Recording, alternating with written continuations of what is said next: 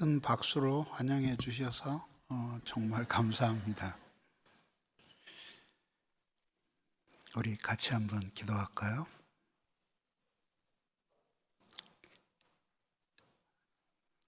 이를 본 자가 증언하였으니 그 증언이 참이라. 그가 자기의 말하는 것이 참인 줄 알고 너희로 믿게 하려 함이라. 군인이 창으로 옆구리를 찌르니 곧 피와 물이 나오더라.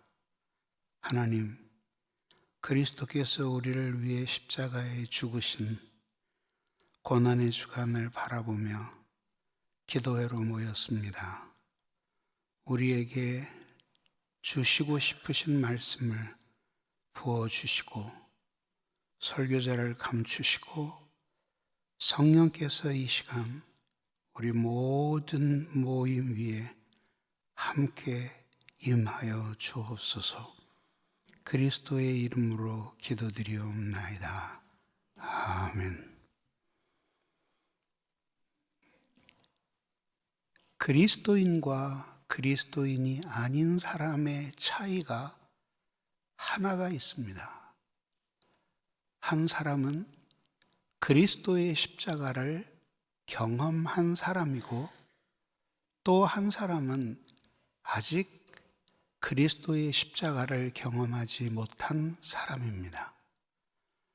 전자의 사람은 죄의 용서를 받은 사람이고 후자의 사람은 아직 죄의 용서를 받지 못한 사람입니다. 오늘 우리가 읽은 본문은 그리스도께서 십자가에 처형당하신 이후에 일어난 일을 보도하고 있습니다. 원래 이 십자가라고 하는 것은 그리스어로 스타우로스라고 부르는데 그냥 막대기라는 의미였습니다. 십자가 형벌이 언제 어떻게 시작되었는지에 대해서는 학자들마다 구구하게 추론하고 있습니다마는 가장 신뢰할 수 있는 학설 가운데 하나는 이 십자가 처형 제도는 로마인이 변방의 야만족이던 시절에 만들어낸 사형 집행 방법이라는 것입니다. 이 십자가의 형벌의 잔혹성은 십자가에 매달려 있는 동안 죽을 때까지 최고의 고통을 겪도록 고안된 형 집행 방법이라고 하는 것입니다. 세로 막대를 땅에 박아놓고 가로 막대를 땅에 눕혀 죄수의 손에 굵은 못을 박습니다. 그리고 그 다음에 밧줄로 묶어서 도르래 같은 것을 이용하여 세로 막대 위까지 끌어올린 다음 거기에 매다는 것입니다. 그리고 발목에도 십자가를 박아서 못 3개로 체중을 지탱하도록 만든 것입니다. 기차의 선로에 박는 것처럼 그렇게 커다란 못을 사용했으니 이 십자가 못을 박히는 동안에 필연적으로 핏줄을 건드리게 되어 있습니다. 특히 동맥을 건드리게 되어 있습니다.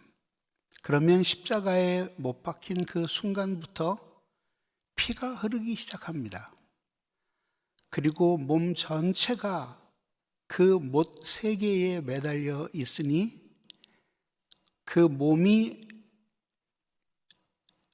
아래로 떨어지면서 그 못 박힌 자국은 찢어지기 시작하는 것입니다. 그런 고통을 겪게 하는 것이 십자가 형벌의 방법이었습니다.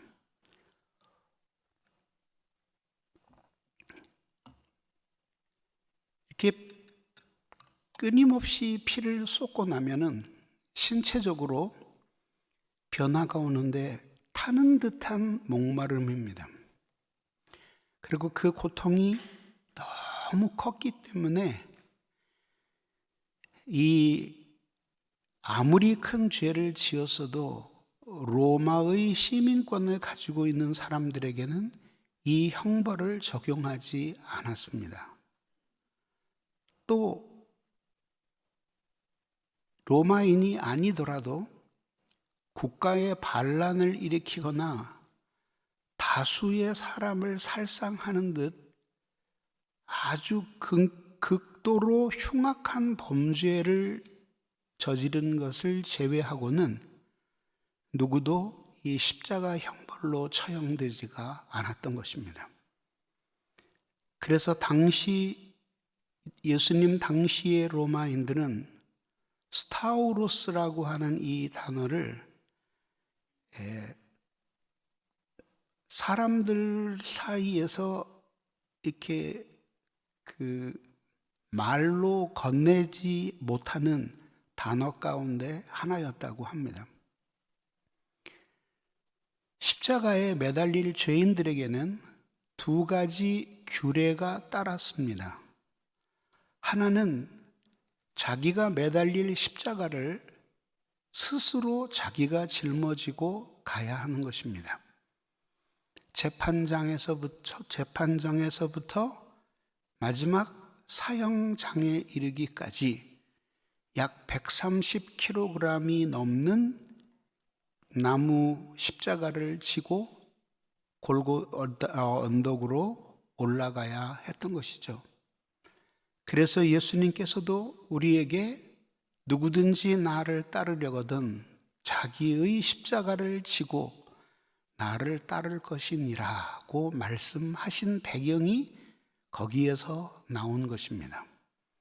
두 번째 규례는 죽도록 맞는 것이었습니다.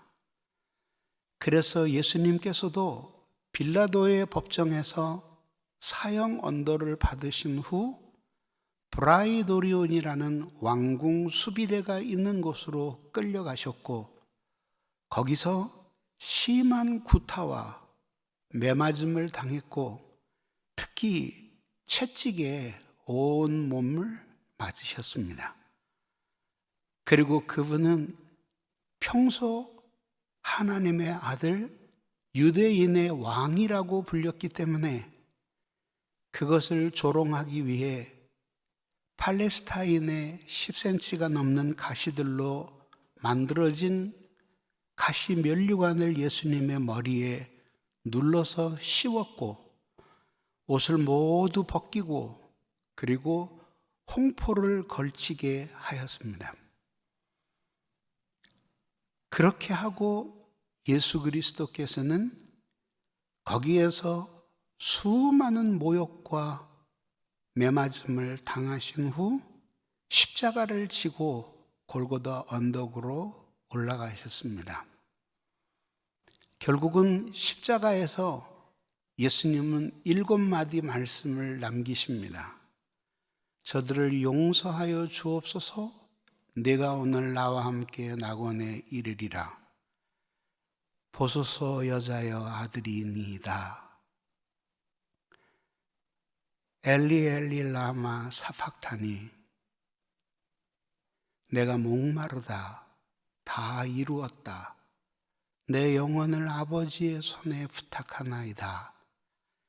마지막 7마디 말씀을 남기고 거기서 운명하셨습니다. 오늘 우리가 읽은 본문은 그렇게 예수가 죽으신 다음에 있었던 일을 기록하고 있습니다.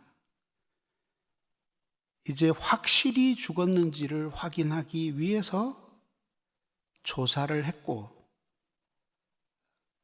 그중 한 군인이 창으로 예수의 옆구리를 찔렀습니다. 그랬더니 거기서 피와 물이 쏟아졌습니다. 그런데 이 기록은 마태, 마가, 누가복음에는 나오지 않고 오직 요한복음에만 등장을 합니다. 오늘 우리는 바로 이 요한복음에만 등장하는 이 특별한 십자가 고난의 기사를 통해서 우리가 어떻게 그리스도의 십자가를 대해야 할 것인지에 대해서 은혜를 나누고자 하는 것입니다. 예수 그리스도께서 십자가에서 못 박히고 돌아가셨습니다. 그리고 모였던 사람들은 흩어지기 시작했습니다. 그때 로마의 병정이 창을 예수님의 옆구리에 찔렀습니다. 이 옆구리는 틀림없이 오른쪽 옆구리였을 것으로 추측이 됩니다. 왜냐하면 물과 피가 쏟아졌다라고 했을 때 이것은 바로 옆구리를 찌른 날카로운 창이 허파를 꿰뚫고 마지막에 심장을 찔렀기 때문에 쏟아진 물과 피였던 것입니다. 그렇게 예수 그리스도께서 십자가에 못 박혀 죽으셨습니다. 그런데 이것을 본 사람이 있었습니다. 마태복음 26장에서 예수님이 체포되어 가실 때 12 제자들이 모두 도망갔다고 되어 있습니다. 그런데 오늘 여기에는 피와 물이 나오더라. 이를 본 자가 증언하였으니 그 증언이 참이라. 요한은 내가 보았다라고 말하는 것이 쑥스러웠기 때문에 삼자처럼 이를 본 자가 증언하였으니 라는 말로 목격담을 대신하였습니다. 그러면 우리는 이 성경의 스토리를 다음과 같이 복원해 볼 수 있습니다. 예수님이 체포될 때에는 베드로 빼놓고 모든 제자들이 도망을 갔습니다. 그리고 베드로는 예수님을 따르긴 따랐는데 멀찌감치서 따랐습니다. 그리고 결국은 거기서 예수님을 보호해 주기는커녕 3번이나 예수님을 모른다고 부인하였고 마지막에는 저주하면서까지 부인하였습니다. 그렇게 제자들은 모두 예수 그리스도를 버렸습니다. 그러면 이 요한은 어떻게 예수님이 십자가에서 못 박혀 죽으시는 광경을 볼 수 있었을까요? 이미 예수님이 십자가에서 남기신 3번째 말씀, 보소서 여자여 아들이니이다. 내 어머니시라. 이렇게 예수님은 이미 십자가에서 아직 살아계실 때 요한과 대화를 나누셨습니다. 그러면 결국 어떻게 된 것일까요? 맨 처음에는 요한은 다른 모든 제자들처럼 겁쟁이였습니다. 그래서 예수님을 버리고 모두 도망갈 때 요한도 함께 도망갔습니다. 12명의 제자들이 있었지만 예수님이 특별히 사랑하시던 3 제자가 있었습니다. 야고보와 베드로와 요한이었습니다. 특별히 요한은 가장 어린 나이의 제자로서 식사하실 때는 예수님의 품에 기댄 채 안겨서 식사할 정도로 그렇게 예수님의 사랑을 한 몸에 받은 사람이었습니다. 얼마나 시간이 흘렀을까요? 사람들은 모두 골고다 언덕으로 몰려갔습니다. 예수 그리스도께서 십자가에서 순순히 죽는지 아니면은 그 십자가에서 어떤 기적을 일으켜서 자신을 스스로 구원할지 궁금하게 생각하는 많은 사람들이 때마침 6월절에 모였기 때문에 수많은 군중들이 십자가 처형을 구경하기 위해 올라갔습니다. 요한은 어디엔가 숨어 있었습니다. 그러나 시간이 흐를수록 그의 마음을 두드리는 양심의 가책이 있었습니다. 한때는 그리스도를 그렇게 사랑하고 그리스도에게 그렇게 사랑받은 자신인데 지금 예수께서 모욕을 당하시고 십자가에 못 박혀 죽으실 때가 되니까 내가 예수를 버렸구나. 주께서 기적을 행하시고 칭송을 받으실 때에는 으쓱거리며 예수님 옆에 있는 것을 자랑스럽게 생각했었는데 지금 내가 예수 그리스도를 버렸구나 하는 일말의 가책이 어린 요한의 마음을 두드렸습니다. 시간이 지날수록 그 가책의 북소리는 점점 더 크게 들려왔습니다. 그리고는 어느 한순간 눈물을 흘리며 주님 앞에 회개를 하다가 뛰쳐나왔습니다. 그리고는 골고다 언덕을 향하여 달려가기 시작했던 것입니다. 이미 예수는 죽었고 처형이 끝났기 때문에 많은 사람들이 골고다 언덕 아래로 내려오고 있었습니다. 그때 그 내려오는 수많은 인파들을 헤집으며 반대편으로 올라오고 있는 한 어린 청년이 있었습니다.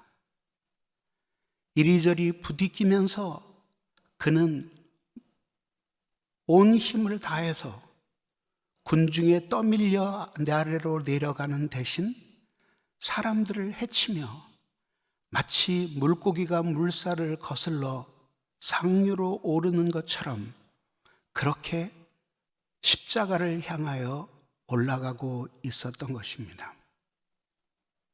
무엇 때문이었을까요? 왜 그랬을까요? 그것은 바로 자기를 사랑하시는 예수 그리스도의 사랑이 얼마나 큰지를 깊이 깨달았기 때문에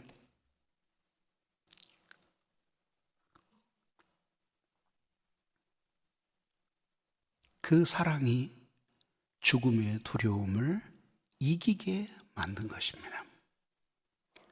레오 톨스토이는 자기의 책 속에서 사랑은 모든 죽음의 공포를 이기게 한다 라고 말했습니다. 그래서 헤엄칠 줄 모르는 아버지가 물에 빠진 아이를 볼 때에 물속에 뛰어드는 것처럼 사랑은 죽음의 공포를 극복하게 만든다 라고 말했습니다.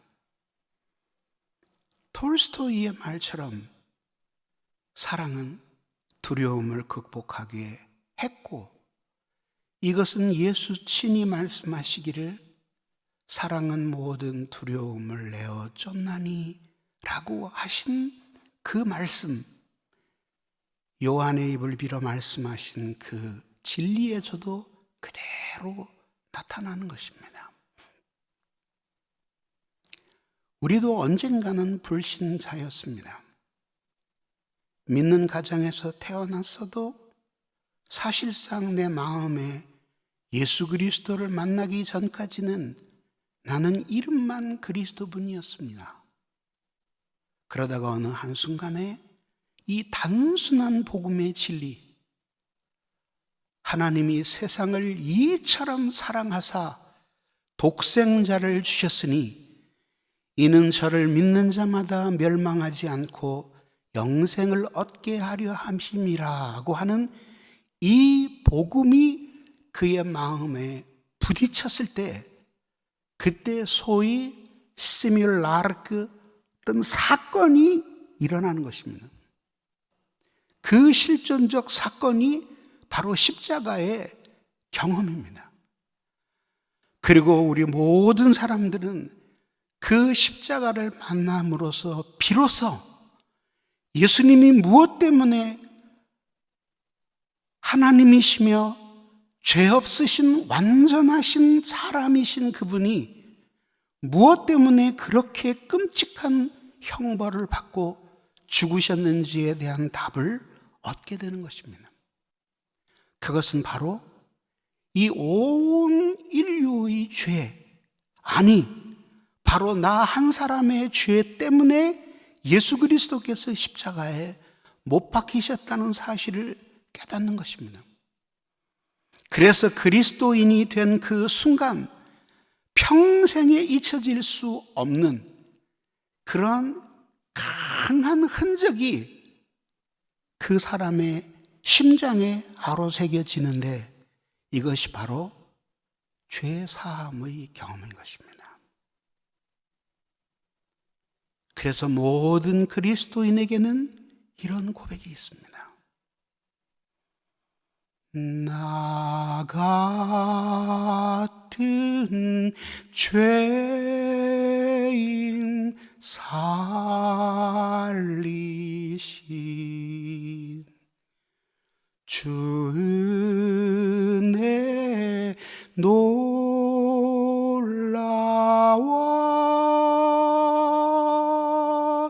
잃었던 생명 찾았고 광명을 얻었네.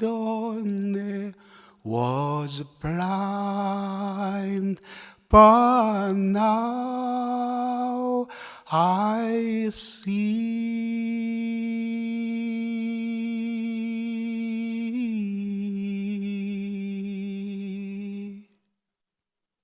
신앙생활은 그때 그 십자가의 경험을 매일 반복해서 하며 살아가는 것이 신앙생활인 것입니다.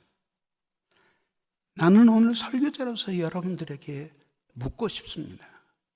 세상의 다른 일 때문이 아니라, 이 세상의 다른 염려와 근심 그 때문이 아니라 오직 하나, 우리 주 예수 그리스도께서 나 같은 죄인을 위해 십자가에 못 박혀 죽으셨다는 사실 하나 때문에 어린아이처럼 눈물을 펑펑 쏟은 적이 언제입니까? 언제 그렇게 눈물을 쏟으면서 예배가 끝났어도 차마 자리에서 일어나지 못해 통곡하며 울었던 적이 언제입니까?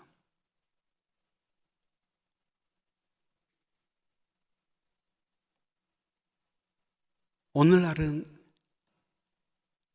십자가를 잊어버린 교회들이 많은 시대입니다. 기독교 신앙의 본질은 우리 주 예수 그리스도의 십자가입니다.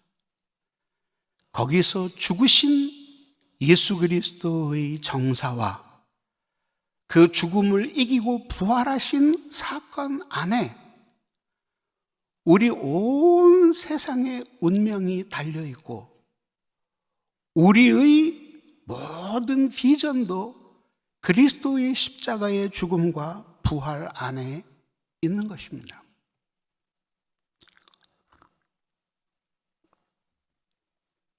영국의 위대한 설교자 찰스 하돈 스펄전이 어느 날 아침 서재에서 울고 있었습니다. 아내가 보니 기도하는 것 같지는 않은데 뭔 괴로운 일이 있는지 계속 울고 있었습니다. 그래서 아내는 다가가서 남편에게 말했습니다. 여보, 교회에 무슨 일이 있어? 왜 이 아침 시간에 그렇게 울고 계세요? 그랬더니 스펄전이 말했습니다. 여보, 오늘 아침은 참 이상한 날이야. 매일 아침마다 이 시간이면 나는 그리스도의 십자가를 묵상하는 시간인데 오늘은 아무리 그리스도의 십자가를 묵상해도 눈물이 나오지 않으니 그런 영혼의 상태를 가진 내가 너무 불쌍해서 눈물이 쏟아지는구려 라고 하였습니다.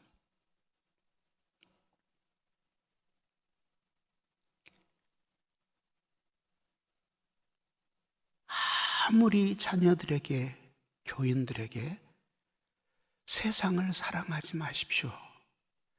누구든지 세상을 사랑하면 아버지의 사랑이 그 안에 없습니다. 안목도 지나가고 정욕도 지나가는 것입니다. 아무리 가르쳐도 그들은 세상을 사랑하지 않을 수 없습니다. 사람은 죄를 지은 때부터 이미 이 DNA 자체가 세상을 사랑하고 자기를 사랑하도록 그렇게 죄가 그들을 바꿔놓아 버렸습니다. 부모가 그러하니 자녀들도 그러하고 변함없이 똑같습니다. 길이 무엇이겠습니까? 우리의 육체의 정욕을 이길 힘이 어디서 나옵니까? 우리 주 예수 그리스도의 십자가에서 나오는 것입니다. 내가 나를 위해 십자가에 못 박혀 죽으신 그리스도 예수 앞에서 펑펑 울며 눈물을 흘리고 있는 사람은 세상을 사랑할 수 없습니다. 두 마음이 같이 있을 수가 없습니다.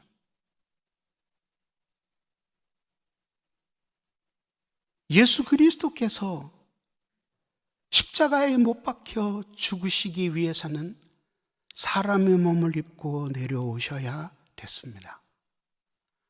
예수께서 친히 사람의 몸을 입고 내려오신 이유는 크게 세 가지입니다. 첫째는 우리에게 하나님이 어떤 분이신지를 보여주시기 위해서 사람의 몸을 입고 오셨습니다. 예전까지는 선지자들의 설교를 통해서 겨우겨우 하늘에 계신 아버지가 어떤 분인지를 이해했습니다. 그러나 예수님이 사람의 몸을 입고 오심으로써 하나님 아버지의 마음을 가지심으로써 그분의 울고 웃고 말씀하시고 섬기시는 모든 동작을 통해 하나님 아버지가 어떤 분인지를 모든 사람이 감각을 통해 깨닫게 된 것입니다. 두 번째는 사람이 누구인지를 가르쳐 주기 위해 오셨습니다. 즉, 예수님은 하나님이신 동시에 사람의 몸을 입으셨는데 이는 사람이 참으로 하나님을 사랑하고 경외하면 어떻게 살아야 되는지를 예수님이 몸소 우리를 위해 일생 동안 보여주신 것입니다. 죽기까지 하나님께 복종하시다가 마지막에 십자가에 못 박혀 죽으신 것이 바로 예수께서 보여주신 그 모본이었던 것입니다. 비록 우리가 예수님이 살아가신 것처럼 똑같이 살아갈 수 없고 그분을 완벽하게 본받을 수는 없다고 할지라도 그분이 삶과 인격이 그것이 표준이라는 사실을 받아들이고 그 본을 본받으려고 애쓸 때에 우리는 비로소 그리스도인의 온전함에 이르게 되는 것입니다. 마치 초등학생이 동그라미를 그릴 때 비록 자신은 완벽한 동그라미를 그릴 수 없지만 적어도 머릿속에서는 완벽한 동그라미를 생각하며 연필로 그림을 그리듯이 그렇게 예수 그리스도를 바라보면서 살라고 우리에게 사람의 몸을 입고 오신 것입니다. 그리고 마지막은 예수 그리스도께서 사람의 몸을 입고 오신 것은 죽으시기 위함이었습니다. 그래서 성경은 말하기를 사랑은 여기에 있나니 우리가 하나님을 사랑한 것이 아니요 하나님이 우리를 사랑하사 자기의 독생자를 화목제물로 주셨습니다.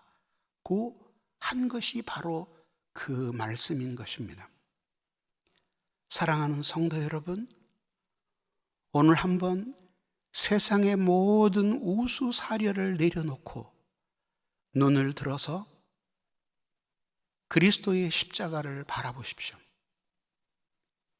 그리스도께서 십자가에서 죽으신 그 이유와 목적을 생각해 보십시오.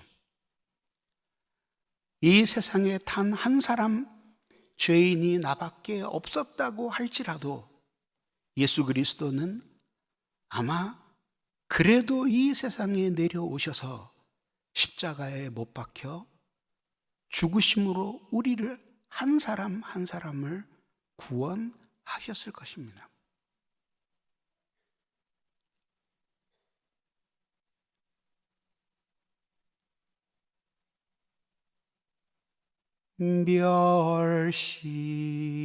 멸시와 욕 가시관 쓰셨네.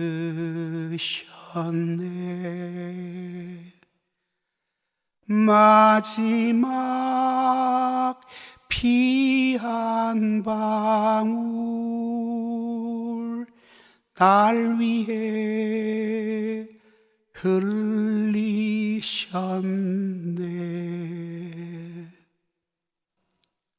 우리의 마음이 살지고 기름지어지면서 처음 사랑을 잃어버려 가고 있지는 않습니까? 저는 21살 때 무신론자에서 극적으로 그리스도인으로 변화되었습니다. 그리고 그것이 저의 첫 사랑이었습니다. 그때 매일 아침 눈을 뜨면 생각나는 것이 바로 나는 죄인이었는데 그리스도께서 나를 위해 십자가에 죽으심으로 구원하셨다는 것이었습니다. 그 어린 청년의 가슴 속에 흐르는 눈물은 예수님을 위해서 이렇게밖에 살 수 없다는 것이었고 예수님을 위해 드릴 수 있는 것이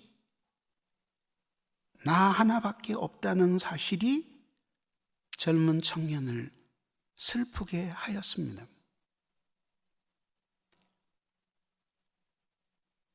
여러분 모두에게도 우리 주 예수 그리스도를 만난 첫사랑의 시기가 있을 것입니다. 그 첫사랑의 시기는 다른 사랑이 아니라 십자가 사랑의 시기입니다. 십자가 비슷한 말만 나와도 눈물이 흐르는 것이죠.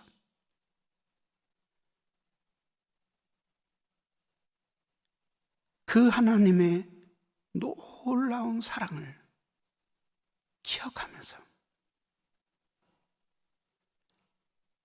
그렇게 충만한 사랑 속에서 살았고 우리의 가슴에는 늘 눈물이 흐르기를 멈추지 않았습니다. 기도하면 눈물이 쏟아졌고 예수가 날 위해 십자가에 죽으신 것을 생각하면 지금 당하고 있는 고난이 조금도 두렵지 않았습니다.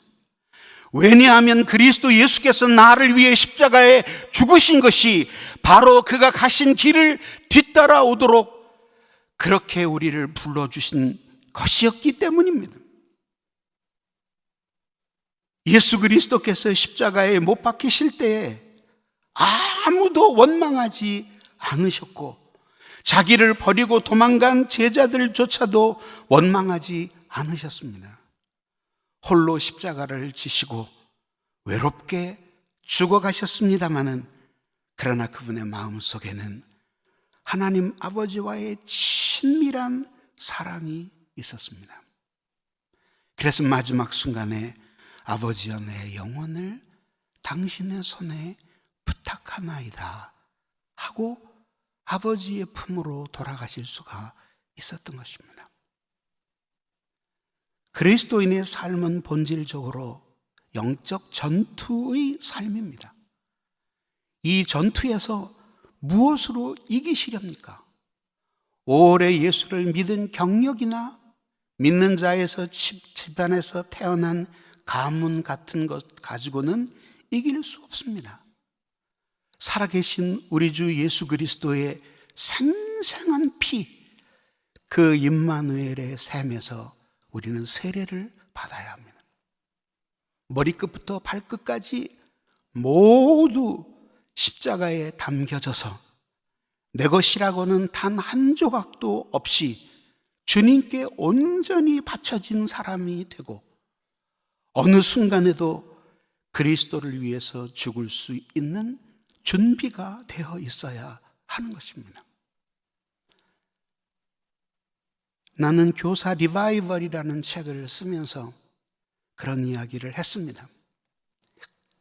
영혼을 섬기는 사람들에게 두 가지만 있을 수 있다면 그는 반드시 훌륭한 목회자, 교사가 될 것이다. 한 번은 그리스도의 십자가 앞에서 자기가 얼마나 죄인인지를 생각하며 펑펑 우는 것이고, 두 번째는 그 십자가로 나를 구원하신 은혜 때문에 감격스러워서 눈물을 흘리는 것이다. 그렇다면 그는 영혼들을 절대로 허투루 다루지 않을 것이다 라고 말입니다. 사랑하는 성도 여러분, 요한은 마지막에 요한은도 다른 모든 제자들과 함께 한때는 예수님을 배반했습니다. 예수님보다는 목숨을 더 사랑했고 천국보다는 세상을 더 사랑했기 때문에 도망갔습니다.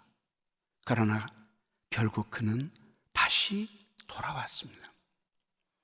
마음 깊은 곳에서 울려 퍼지는 예수 그리스도의 음성, 너는 돌아오라, 십자가로 다시 돌아오라 라는 그 부르심을 느꼈기 때문에 그는 모든 세상에 있는 것들을 다 떨쳐버리고 죽음을 각오하고 십자가를 향하여 달려갔습니다. 인파를 헤집으며 그는 십자가 아래로 내려갔고, 그 십자가 아래에 있을 때 예수님이 고난당하시는 형상을 보면서 요한은 죽음이 조금도 두렵지 않았던 것입니다. 그렇게 요한이 달려갔지만, 그러나 또한 수많은 여인들이 골고다 언덕에서 통곡하며 울었지만 결국 악한 사람들은 예수 그리스도를 십자가에 못 박았습니다. 우리를 섬기시던 그 손에 굵은 못을 박았고 우리에게 복음을 전하기 위해 사마리아로 갈릴리로 유다 땅으로 다니시던 예수의 그 발에도 큰 못이 박혔습니다. 그러나 영적인 십자가의 고난은 지금 우리 안에서 펼쳐지고 있습니다. 망치 소리 내 맘을 울리면서 들렸네. 그 피로 내 죄 씻었네.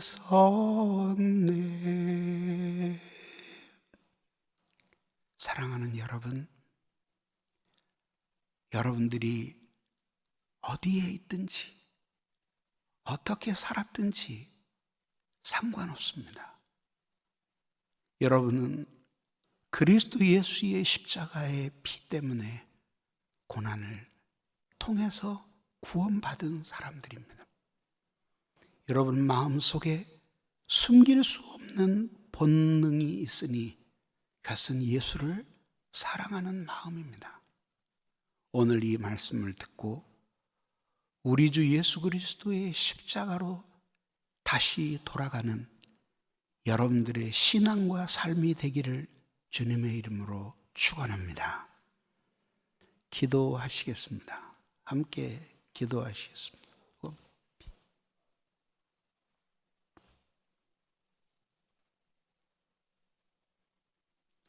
우리 같이 잠깐만 기도하겠습니다. 오늘 말씀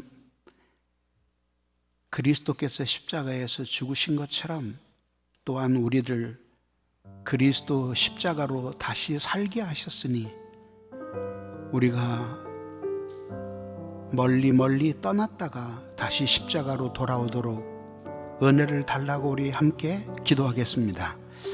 사랑이 많으신 하나님 아버지 감사합니다. 오늘 이 시간에도 저희를 붙들어 주시고 오늘 이 시간 저희들이 이 말씀을 통하여 우리 주 예수 그리스도의 십자가를 바라보며 주님 앞으로 돌아올 수 있도록 은혜 내려 주시기를 간절히 빌고 원하옵나이다. 그리스도의 십자가 때문에 세상의 사랑을 내려놓고 그리스도의 십자가 때문에 우리 주님을 따르도록 도와주시옵소서. 그리스도의 십자가로 인하여 우리의 삶이 새 생명을 누릴 수 있도록 주께서 붙잡아 주시옵소서. 은혜를 내려주시기를 간절히 빌고 원하오며 예수님 이름으로 기도드렸사옵나이다.